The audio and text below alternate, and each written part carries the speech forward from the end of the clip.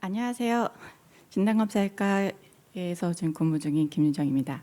지금 제가 발표드릴 그 제목은 가이드 RNA를 이용한 유전자 분석 방법입니다. 제가 이제 그러니까 개발한 방법에 대해서 말씀드리기 전에 그냥 리퀴드 바이옵시 액체 생검이라고 하는 거에 대해서 잠시 말씀을 드리면, 이제 암을 진단을 할 때는 보통 조직 생검을 우선시하고 그다음에 그게 약간 골든 스탠다드긴 하긴 하는데요. 환자의 상태에 따라서 혹은 이제 튜머가 이제 전체, 그러니까 헤테로지니스티를 가지고 있기 때문에 조직 생검이 간혹 이제 튜머의 전체 캐릭터를 반영하지 않는 경우가 있습니다. 이럴 때 이제 액체 생검 방법은 이 부분을 보완하기 매우 이제 유용한 방법인데요. 액체 생검이라는 거는 이제 튜머 주변에 이제 이렇게 블러드 베슬이 있는데, 블러드 베슬 안에 이제 튜머의 컴포넌트가 흘러나오고 그 흘러나온 튜머의 컴포넌트를 이제 채취하는 것을 액체 생검이라고 합니다. 액체 생검을 하게 되면은 그 안에는 되게 튜머 컴포넌트가 되게 여러 종류가 이제 들어 있는데, 뭐 엑소점이 들어 있을 수도 있고 ctDNA가 있을 수 있고 그리고 튜머 셀이 들어 있을 수도 있습니다. 여기서 이제 리퀴드 바이옵시를 말씀드린 거는 저희가 이 방법을 적용을 ctDNA에다가 적용을 했는데요. ctDNA는 이게 프래그먼트 DNA로 흔히 이제 cfDNA라는 말씀을 이렇게 들어보실 수 있는데, cfDNA는 이제 circulating 프래그먼트 DNA거든요. 프리 DNA인데 그 안에는 정상 세포에서부터 유리된 이제 프래그먼트 DNA도 있고 그다음에 튜머로부터 유리된 프래그먼트 DNA도 있습니다. 근데 이 ctDNA는 혈액 안에 상당히 극소량이 있기 때문에 상당히 민감한 방법으로 이제 디텍션을 해야 합니다. 그래서 저희는 이렇게 ctDNA 대상으로 민감하게 저희가 원하는 타겟을 인리치먼트하는 시스템을 개발을 하였습니다. 그때 이제 인리치먼트 하는 시스템으로 크리스퍼-캐스9 방법을 모디피케이션을 했습니다. 크리스퍼-캐스9 방법은 많이 들어보신 것처럼 유전자 과위로 많이 알려져 있습니다. 그래서 진 에디팅을 할 적에 많이 사용하는데요. 얘가 성격상 이제 타겟하고 있는 DNA를 잘 디텍션해서 포획을 하는 기능을 가지고 있습니다. 그래서 저희는 그 포획하는 기능까지만 얘를 사용해서 그 포획을 해가지고 저희가 원하는 타겟을 인리치먼트하는 방법에 적용을 하였습니다. 지금 보시는 슬라이드는 이제 저희가 그러니까 저희가 개발한 방법이랑 거의 이제 좀 유사한 부분이 있는 기존의 논문에 이제 퍼블리시된 방법인데요. 여기서도 마찬가지로 이제 크리스퍼-캐스9 방법을 이제 타겟 인리치먼트 방법에 사용을 하였습니다. 하지만 이제 여기서 이제 보셔야 될 부분은, 물론 이제 타겟을 인리치먼트 할 적에 비슷한 방법을 사용하고 있고 그다음에 qPCR로 여기 확인을 하고 있긴 하긴 한데요. 이 방법 자체를 발리데이션을 할 적에 레퍼런스 매터리얼로 5% 뮤턴트 알리를 가지고 있는 거, 그다음 1% 뮤턴트 알리를 가지고 있는 거, 그리고 0.1%의 뮤턴트 알리를 가지고 있는 샘플을 가지고 평가를 했습니다. 그리고 임상 검체를 되게 제한적으로 사용해서 평가를 했기 때문에 임상적 유효성에 대해서 평가가 좀 제대로 이루어지지 않은 부분이 있습니다.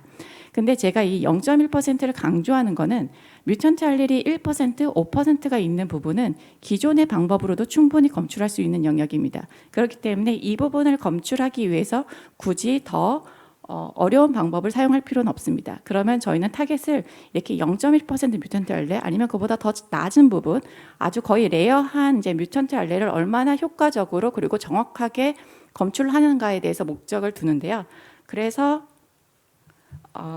디벨롭한 방법이 크리스퍼 CPPC라는 방법입니다. 저는 그냥 이건 명칭은 저희가 이름 지은 거고요. 크리스퍼 시스템 컴바인드 위드 포스트 PCR cfDNA 그냥 약어입니다. 여기 이제 그 모식도인데, 모식도를 보시면 타겟 DNA가 있습니다. 타겟 DNA를 프리 앰플리케이션을 합니다. 타겟 DNA를 앰플리케이션 하면 와일드 타입과 뮤턴트 타입이 비선택적으로 증폭이 되게 됩니다. 그래서 비선택적으로 증폭되어 있는 이 프로덕트를 가지고 크리스퍼-캐스9 컴플렉스랑 인큐베이션을 하고, 크리스퍼-캐스9 컴플렉스는 이 가이드 RNA랑 이제 상포적인 시퀀스를 가지고 있는 저희가 타겟으로 하고 있는 뮤턴트 알레를 캡처합니다. 캡처한 애들을 솔팅을 하고 난 뒤에 캐스9은 성질상 그 자기가 캡처한 DNA를 잘라버리기 때문에 그 전에 얼른 인액티베이션을 시킵니다. 인액티베이션 시키고 난 뒤에 용출된 저희가 타겟으로 하는 DNA를 가지고 다른 어플리케이션은 뭐 NGS, ddPCR, qPCR 다양하게 사용할 수 있도록 구성된 시스템입니다. 지금 이 슬라이드는 앞서 말씀드린 슬라이드랑 거의 동일한 패턴이고요.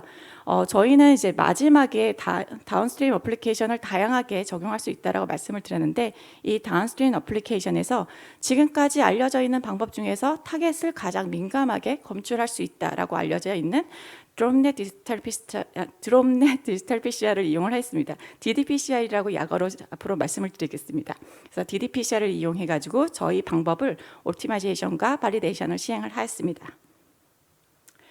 이거는 이제 특허를 낼 때 저희가 이제 요양문과 이제 모식도를 이제 같이 낸 건데요.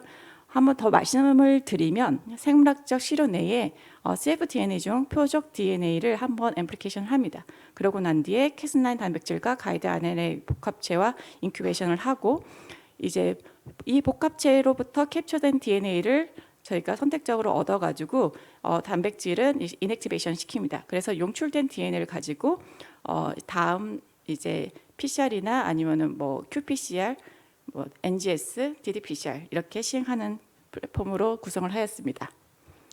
저희가 이 방법을 이제 발리데이션하고, 그러니까 옵티마이제이션을 하고 발리데이션을 할 때 한 결과를 가지고 퍼블리케이션을 하는데요. 그때 사용했던 이제 그 스터디 플로우 차트를 보시면 크리스퍼 CPPC 방법은 이제 발리데이션 자체는 아날리티컬 센시티비티죠. 아날리티컬 센시티비티는 레퍼런스 매터를 가지고 했고, 레퍼런스 매터의 구성은 뮤턴트 알릴이 0.1%, 1%, 5%짜리를 시행했습니다. 그리고 이제 검사 방법의 성격상 LOD랑 LOB를 이렇게 하게 됐기 때문에 헬시 컨트롤과 DNA 프리 샘플을 이용을 하였습니다.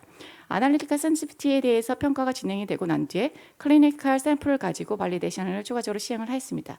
클리니컬 발리데이션에 포함된 샘플의 구성은 논스몰셀 런캔서 환자로서 액티베이팅 EGFR 뮤테이션을 가지고 있고, 퍼스트 라인 TKI 트리트먼트를 하다가 디지즈 프로그레션이 와서 이 약물에 리시스턴스 뮤테이션이 T700M 뮤테이션이 있을 것이다 라고 생각되는 환자군 51명에 대해서 60검체를 모으고 이 검체를 가지고 클리니컬 발리데이션을 하였습니다. 저희는 랩에서 루틴하게 FDA 승인 받은 키트이면서 qPCR 방법인 로슈코바스 EGFR 뮤테이션 테스트로 이런 환자들의 플라즈마에 있는 cfDNA를 대상으로 EGFR 뮤테이션 검사를 하고 있는데요. 이 검사를 이제 1차적으로 루틴이 하고 나니 이 60검체 중에서 44검체는 T70M은 네거티브였고 16검체에서는 포지티브 소견을 보였습니다. 이 EGFR 검사 결과랑 상관없이 이 60검체에 대해서는 다 이제 알리커트를 해가지고, 한 검체는 이제 T705M을 타겟으로 하고 있는 프라이머 프로브를 제작을 해가지고 ddPCR 시행했고, 나머지 한 검체는 크리스퍼 CPPC를 적용을 한 ddPCR을 시행했습니다. 그래서 qPCR과 ddPCR 그리고 크리스퍼 CPPC 결과를 컴패리전을 하였습니다. 이 사진은 약간 좀 저희가 이제 완전하게 옵티마이제이션 하고 난 뒤의 사진은 아니고요. 옵티마이제이션을 하는 도중에 나온 사진인데, 이 크리스퍼 CPPC 어세이를 적용할 때 얼마만큼 이게 앰플리케이션이 많이 되고 그 다음에 시그널을 확실히 줄 수 있는지에 대해서 그냥 예시로 한번 사진을 넣어본 거고요. 실제적으로 이 환자 검체에서 플라즈마에서 세프리 DNA를 익스트루션을 해서 타겟에 대해서 ddPCR 시행한 결과이고, ddPCR 시행했을 적에 이게 포지티브 드롭넷이 각각의 뮤턴트 알리라고 생각을 하면은 한 뭐 30에서 뭐 40개 42의 이제 드롭넷이 이제 포지티브로 이제 보이는데요. 얘를 이제 이 크리스퍼 CPPC 어세이를 적용했을 적에 시그널이 이렇게 확장되는 것을 볼 수가 있었습니다. 그래서 이거는 예시로 보여드리는 거고, 최종적으로는 옵티마이제이션은 여기서 더 추가적으로 해가지고 시그널을 조정을 좀 하였습니다. 그래서 지금 보여드리는 표는 아날리티컬 센시티비티에 대해서 평가한 건데요. EGFR T70의 뮤테이션을 디텍팅하는 아날리티컬 센시티비티는 레퍼런스 매터리얼을 가지고 하였습니다. 레퍼런스 매터리얼은 이제 5%, 1%, 0.1%로 시행을 하였고, 각각의 그 매터리얼 안에 들어있는 이제 뮤턴트 DNA 카피 수는 한 124개, 그다음 3개 정도가 예측되는 검체를 가지고 하였습니다. 그랬을 적에 저희가 이제 개발한 방법을 가지고 시행을 하면은 원래 한 5%라고 생각되는 게 한 8.8% 알릴 프리퀀시를 보였고, 카피 넘버는 한 231개, 그리고 1%는 1.7, 그리고 0.1은 0.5 정도로 이제 뮤턴트 알릴 프리퀀시가 높아진 상황을 관찰할 수 있었고, 이거를 제가 서머라이제이션 하면은 뮤턴트 DNA 카피는 2에서 6타임, 그러니까 6배 이상, 그리고 알리 프리퀀시는 1.6에서 3.7배 정도 증가한 소견을 보였습니다. 하지만 이건 저희가 이렇게 레퍼런스 물질을 가지고 한 거고요. 실제 환자 검사 데이터는 여기에 지금 말씀을 드리진 않았지만 환자 클리니컬 샘플로 했을 적에는 많이 앰플리케이션 된 경우에는 뮤턴트 카피는 500배까지, 그리고 알리 프리퀀시 같은 경우에 13배까지 증가하는 케이스도 있었습니다. 그리고 클리니컬 샘플 가지고 아날리티컬 퍼포먼스를 이제 평가한 데이터인데요. 지금 아까도 말씀드렸지만 ddPCR이 타겟을 검출하는 데는 가장 이제 민감한 방법 중 하나로 지금 알려져 있습니다. 그래서 ddPCR과 크리스퍼 CPPC 어세이를 ddPCR에 적용을 했을 적에 그 결과가 어떻게 됐는지에 대해서 나타난 표인데요. 파지티브와 네거티브 기준은 이 환자가 티슈로 혹은 뭐 셀프리 DNA로 TC0M을 이제 확진받은 경우를 파지티브로 넣고 그 외를 네거티브로 했습니다. 이때 ddPCR 같은 경우에는 33개 중에서 16개가 파지티브였어서 센시티비티가 48.5%였지만 크리스퍼 CPPC 어세이를 적용을 했을 적에는 33검체 중에서 31검체가 파지티브 소견을 보여서 센시티비티가 93.9%입니다. 셀프리 DNA로 이용을 해가지고 검사를 했을 적에 민감도가 이렇게 높은 거는 상당히 높은 거거든요. 그래가지고 보시는 바와 같이 ddPCR로 시행했을 때보다 이 방법을 적용을 했을 적에 약 한 40% 정도 증가된 센시티비티를 볼 수 있었습니다. 지금 이 슬라이드는 그러면은 두 검사 방법을 대입을 했을 적에 크리스퍼 CPP 어세이를 했을 적에 그런 카피 수가 어느 정도 더 증가했는지를 로그 스케일로 보여드리는 거고요. 이 바가 이제 로그 스케일로 전환한 값인데 푸른 색깔은 이제 CPPC 어세이가 높은 경우, 그리고 빨간 색깔은 ddPCR이 높은 경우입니다. 그래서 전체적으로 봤을 적에 파지티브 검체에서는 다 거진 다 CPP로 시행을 했을 적에 높은 카피 수를 볼 수 있다라고 말씀을 드릴 수 있습니다. 그리고 아래에 보이는 거는 저희가 그 임상 검체에서 그러면은 이런 거 평가를 할 적에 결과가 잘 나오려고 하면은 뮤턴트 알릴이 많은 애들, 카피 수가 많은 애들을 포션을 이제 검체수에다 많이 놓으면 결과가 좋게 나오거든요. 근데 그런 게 아니라는 것을 말씀드리고, 그리고 이렇게 이제 60검체 중에서 ddPCR 결과로 봤을 적에 60검체 중에서 43검체가 저희가 ddPCR 검체에서 파지티브로 나타나는 기준은 2카피 이상이라, 그러니까 2드롭넷, 그러니까 이벤트 2 이벤트 이상을 이제 파지티브라고 했는데 거기서는 71.7%가 2 이벤트 미만이었고 한 8검체가 뭐 2개에서 10드롭에서 파지티브, 그다음에 7검체가 뭐 10개에서 50개 정도 이렇게 구성이 되어 있습니다. 그래서 이렇게 되어 있는 검체는 저희가 뭐 선택적으로 검체를 뭐 모은 게 아니라, 그러니까 비선택적으로 저희 기준에 맞는 검체를 시리얼하게 모은 거기 때문에 이게 현재 환자의 검체의 포션을 어느 정도는 그러니까 반영을 한다고 볼 수가 있고, 그리고 대부분의 환자는 이렇게 낮은 비율로 TC00M을 이제 셀프리 DNA에서 보유하고 있기 때문에 민감하게 잡아내는 방법이 있어야만 임상적 민감도가 증가할 수 있다는 것을 보여주는 예일 수도 있습니다. 그리고 이 표는 33검체가 파지티브 검체로 33개가 저희가 이제 클리니컬 검체를 인클루드 했다라고 말씀을 드렸는데요. 그 중에서 ddPCR 결과 기준으로 10카피 미만인 애들만 지금 리스트업을 했습니다. 총 16검체고요. 16검체에서 ddPCR 기준으로 봤을 적에는 파지티브인 케이스가 16검체 중에서 7케이스로 40에서 50% 사이 정도가 되고요.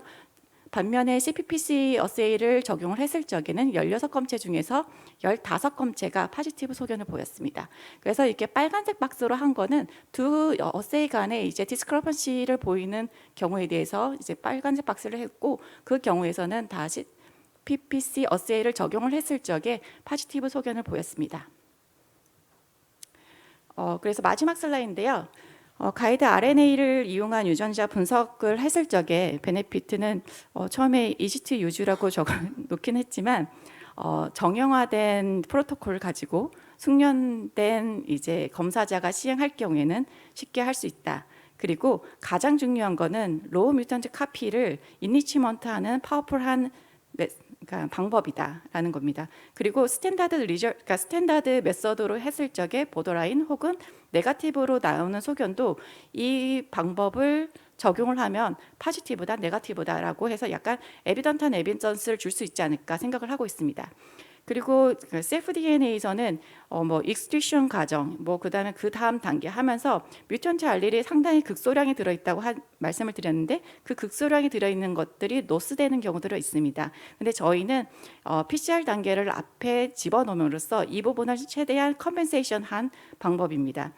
리미테이션을 말씀드리면 저희가 이제 인리치먼트 방법으로 개발을 했기 때문에 다운스트림은 어플리케이션이 다양하게 들어갈 수 있습니다. 근데 각각의 어플리케이션마다 그 받아들이는 캐릭터가 좀 다르기 때문에 시료의 캐릭터가 다르기 때문에 그 부분에 대해서 옵티마이제이션이 필요하다라는 부분이 있고 그 다음에 원래는 이제 ddPCR을 사용하면은 그러니까 정량적 평가가 상당히 매력적인 부분인데 저희가 앞에 PCR 단계를 넣기 때문에 이거는 절대적인 정량적 방법은 아니고 지금 반정량 혹은 이제 정성적 방법으로 사용할 수 있다라는 부분입니다.